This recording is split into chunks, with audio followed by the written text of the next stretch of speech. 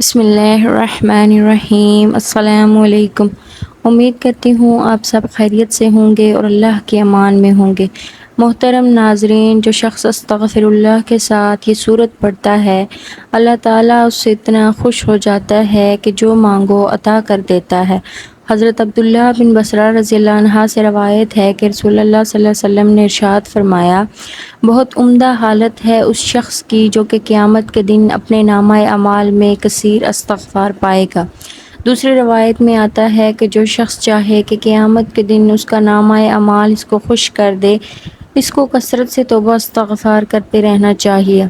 حضرت انس رضی اللہ تعالیٰ عنہ سے روایت ہے کہ رسول اللہ صلی اللہ علیہ وسلم نے فرمایا، نگرانی کرنے والے دو فرشتے یعنی نامہ اعمال لکھنے والے کسی بھی دن جب اللہ کے حضور کسی کا نامہ اعمال پیش کرتے ہیں اور اس کے اول و آخر میں استغفار لکھا ہوتا ہے تو اللہ تعالیٰ کا ارشاد ہوتا ہے کہ میں نے اپنے بندے کو وہ سب کچھ بخش دیا جو نامہ اعمال کے اول و آخر کے درمیان ہے۔ تو ناظرین، استغفار وہ ذکر ہے کہ جب کوئی بندہ پڑھتا ہے اللہ پاک اپنے اس بندے سے بہت زیادہ خوش ہوتا ہے۔ استغفار پڑھنے والا بندہ اللہ پاک کو بہت ہی زیادہ اچھا لگتا ہے۔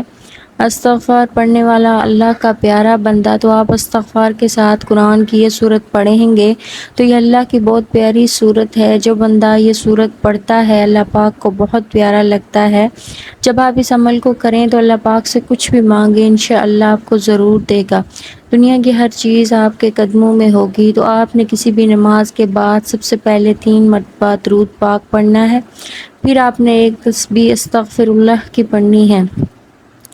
جب آپ استغفر اللہ پڑھ لیں پھر آپ نے صرف 3 مرتبہ سورہ اخلاص پڑھنی ہے۔ آخر میں آپ نے 3 مرتبہ درود پاک پڑھ کر اللہ پاک سے دعا مانگیں۔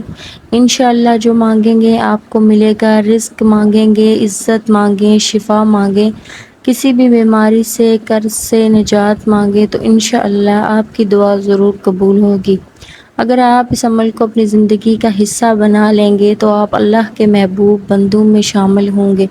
اللہ تعالیٰ ہم سب پر اپنی رحمت کا سایہ کریں، آمین۔ ویڈیو اچھی لگے تو شیئر کر دیں اور سبسکرائب کر دیں۔